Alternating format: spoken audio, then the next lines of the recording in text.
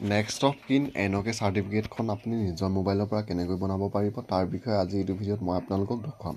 তো বন্ধু বান্ধৱীসকল, next of কিন এনঅ'কে চাৰ্টিফিকেটখন বনাবলৈ হ'লে প্ৰথম আপোনালোকে নিজৰ মোবাইলতে ব্ৰাউজাৰ এটা খুলি চাৰ্চ কৰিব সেৱাসে টু আছাম। তো সেৱাসে টু আছাম বুলি চাৰ্চ কৰাৰ লগে লগে আপোনালোকৰ সন্মুখত এনেদৰে আহি যাব sewase2assam.gov.in। তো আপোনালোকে ইয়াতে ক্লিক কৰিব আৰু ইয়াত ক্লিক কৰাৰ লগে লগে পিছৰ পেজটো আপোনালোকৰ সন্মুখত এনেদৰে আহিব। তো ইয়াত আপোনালোকৰ যোনটো লগ ইন এণ্ড ৰেজিষ্টাৰ অপশ্যন আছে, আপোনালোকে ইয়াতে আপোনাৰ যোনটো সেৱাসে টু আইডি হয় সেই আইডি নাম্বাৰটো দি আপোনালোকে প্ৰথম লগ ইন কৰি ল'ব।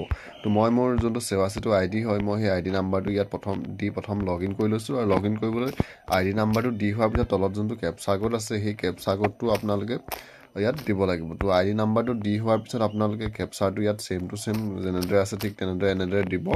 আৰু দি যোনটো চাইন ইনৰ অপশ্যন আছে আপোনালোকে চাইন ইনতে ক্লিক কৰিব। আৰু চাইন ইনত ক্লিক কৰাৰ লগে লগে আপোনাৰ যোনটো সেৱাসে টু একাউণ্ট হয় সেই একাউণ্টটো ইয়াত আপোনাৰ প্ৰথম লগ ইন হৈ যাব। আপোনালোকে লগ ইন হোৱাৰ পিছত এনেদৰে ওলাব ডাছবৰ্ড হোম। তো আপোনালোকে হোমত ক্লিক কৰিব আৰু হোমত ক্লিক কৰাৰ লগে লগে ইয়াত যোনটো ছাৰ্ভিচৰ অপশ্যন আছে আপোনালোকে ছাৰ্ভিচত ক্লিক কৰিব। আৰু ছাৰ্ভিচত ক্লিক কৰাৰ লগে লগে ইয়াত আপোনালোকে চাৰ্চ কৰিব নেক্সট অফ কিন। তো যেতিয়া আপোনালোকে নেক্সট অফ কিন বুলি চাৰ্চ কৰিব আপোনালোকৰ সন্মুখত এনেদৰে আহি যাব। তো ইয়াত যোনটো এপ্লাই অপশ্যন আছে আপোনালোকে এপ্লাইত ক্লিক কৰিব। আৰু এপ্লাইত ক্লিক কৰাৰ লগে লগে ইছ্যু অফ নেক্সট অফ কিন চাৰ্টিফিকেট ইয়াৰ যোনটো এপ্লাই নাও অপশ্যন আছে আপোনালোকে ইয়াতে ক্লিক কৰিব লাগিব। তো ইয়াত আপোনালোকে এপ্লাই নাওত ক্লিক কৰিব। এপ্লাই নাওত ক্লিক কৰাৰ লগে লগে ৰিকুৱাৰমেণ্টত গ'লে আপোনালোকৰ কোনকেইটা ডকুমেণ্ট সেৱাসেটুৰ যোগেদি আপোনালোকে এনঅ'কেখন বনাব লাগে সেইকেইটা ইয়াত দি দিছে। প্ৰথম আপোনালোকে দিব লাগিব ডেথ চাৰ্টিফিকেটখন, তাৰপিছত আহিলে ডকুমেণ্টছ ফৰ ৰিলেশ্যনশ্বিপ প্ৰুফ, ইয়াৰ কাৰণে voter ID, PAN card, birth certificate আপোনালোকে যিকোনো এটা দিব পাৰে।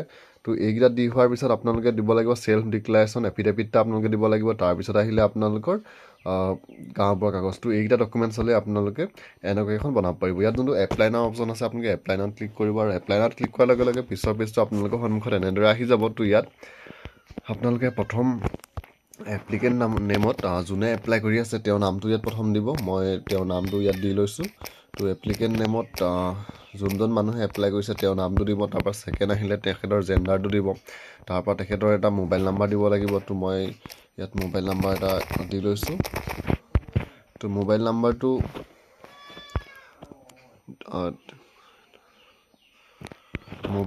আপোনালোকে ঠিক এনেদৰে দিব। তাৰপৰা মোবাইল নাম্বাৰটো দি হোৱাৰ পিছত আপোনালোকে ইমেইল আইডিটো দিব লাগিব। আৰু ইমেইল আইডিটো অপশ্যনেল, এইটো নিদিলেও হয়। ডেট অফ বাৰ্থটো আপোনালোকে যোনজনে এপ্লাই কৰিছে তেওঁৰ ডেট অফ বাৰ্থটো আপোনালোকে ইয়াত দিব লাগিব। তো মই ডেট অফ বাৰ্থটো তেখেতৰ দি লৈছোঁ। তাৰপিছত আহিলে আপোনালোকৰ বয়সটো ইয়াত আপোনালোকে দিব নালাগে, এইটো ইয়াৰ পৰা আহি গৈছে। পান কাৰ্ডৰ নাম্বাৰটো আপোনালোকে দিব লাগিব। তো পান কাৰ্ডৰ নাম্বাৰটো আপোনালোকে দি ল'ব।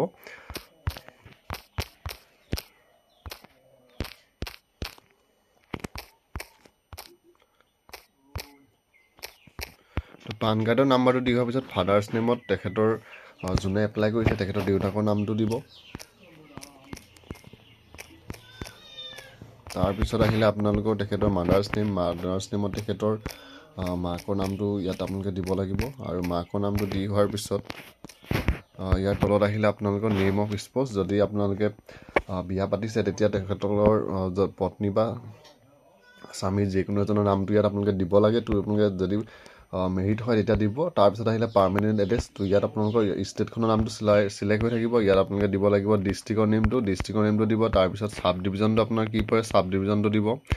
ছাব ডিভিজনৰ পিছত আহিলে আপোনালোকৰ ৰেভিনিউটো কি পৰে ৰেভিনিউ দিব। তাৰপিছত আপোনালোকৰ যোনটো মৌজা হয় মৌজাটো দিব।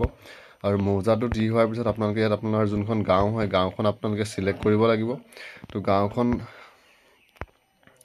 ইয়াত আপোনালোকে চিলেক্ট ভিলেজত গৈ গাঁওখন চিলেক্ট কৰি দিব। আৰু চিলেক্ট কৰাৰ পিছত আপোনাৰ যোনটো পোষ্ট অফিচ হয় পোষ্ট অফিচটো আপোনালোকে ইয়াত দিব লাগিব। পোষ্ট অফিচৰ পিছত আহিলে আপোনালোকৰ পিনক'ডৰ পিছত আহিলে আপোনালোকৰ পুলিচ ষ্টেচনটো আপোনালোকৰ কি পৰে সেইটো আপোনালোকে ইয়াত দিব লাগিব। পুলিচ ষ্টেচনৰ পিছত আহিলে আপোনালোকৰ হাউচ নং ঘৰৰ নাম্বাৰটো কিমান হয় সেইটো দিব লাগিব। তাৰপিছত লেণ্ডলাইন নাম্বাৰটো আপোনালোকৰ নিদিলেও হয়। তাৰপিছত আহিলে নেম অফ ডেথ কেছটো মৃত ব্যক্তিজনৰ নাম কি সেই তেওঁৰ নামটো ইয়াত আপোনালোকে দিব।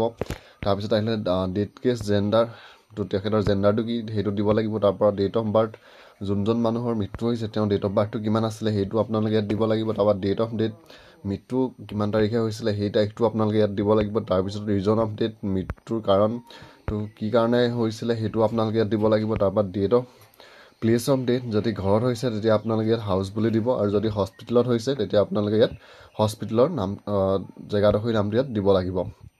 তাৰপিছত আদাৰ প্লেচ অফ ডেথ যদি অন্য কিবা আছে তেতিয়া আপোনালোকে বেলেগ জেগাৰ হ'লেও ইয়াত দিব পাৰে, আৰু যদি নহয় তেতিয়া আপোনালোকে এইকেইটা নিদিলেও হ'ব। তাৰপৰা ফাদাৰ বা গাৰ্জেন নেমটো আপোনাৰ মৃতকৰ পিতৃ বা অভিভাৱকৰ নাম আপোনালোকে ইয়াত দিব লাগিব। তাৰপৰা ফাদাৰ্ছ নেম অফ দ্য ডেড কেছটো তেখেতৰ দেউতাকৰ নামটো ইয়াত দিব। তাৰপৰা মাদাৰ্ছ নেম অফ দ্য ডেড কেছ তেখেতৰ মাকৰ নামটো দিব।